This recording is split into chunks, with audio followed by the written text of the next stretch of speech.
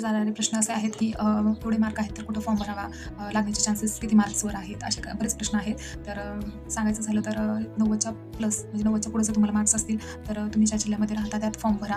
तर लागण्याचे चान्सेस जास्त आहेत. तर याच्यामध्ये मेनली 3 पोस्ट आहेत. एक बी-पी-एम, दुसरी ए-बी-पी-एम आणि तिसरी डाक सेवक. तर बी-पी-एम म्हणल्यानंतर बी-पी-एमचं वर्क काय असतं ते ऑफिसच्या रिलेटेड असतं. म्हणजे ऑफिसमध्ये अकाउंट ओपन करणं, कस्टमरला पैसे देणं, विड्रॉल करणं, डिपॉझिट करणं, पॉलिसीज ओपन करणं, अकाउंट ओपन करणं, हे सर्व कामं बी-पी-एमची आहेत. म्हणजे ऑफिस रिलेटेड सर्व कामं ही बी-पी-एम करत असतो.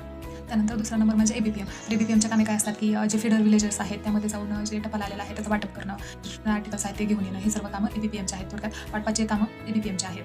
त्यानंतर 3 नंबरचं डाकसेवक. डाकसेवकचे काय काम आहेत, तर जो डेली अकाउंट तयार केलेला आहे तो आपल्या एस-ओला घेऊन जाणं आणि एस-ओमध्ये जी बॅग आहे वाटपासाठीची, तर ती घेऊन पी-ओला येणं, ही सर्व कामे तर याच्यामध्ये सिलेक्शन कसं होणार आहे, तर तुमच्या 10वीच्या मार्कावर तुमचं डायरेक्ट सिलेक्शन होणार आहे. त्यामध्ये कोणत्याही प्रकारची परीक्षा नाही आहे किंवा कोणत्याही प्रकारचा इंटरव्ह्यू वगैरे होणार नाही आहे तुमचा.